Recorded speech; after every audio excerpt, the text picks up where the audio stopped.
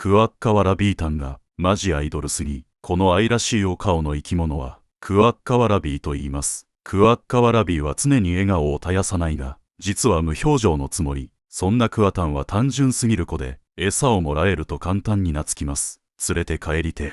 しかしオス同士で喧嘩をするときは、ジャンプしながら飛び蹴りをする勇ましき姿が見れ、マジ惚れる。クワタンは普段からニコニコとしているため、世界一ハッピーな動物と言われている。ちなみに寿司三昧ポーズをよくするクワタンだが、こんな小さいお手手を広げて威嚇をしているつもりなのだ。可愛すぎるだろでへへへ。ああ家族にしたい。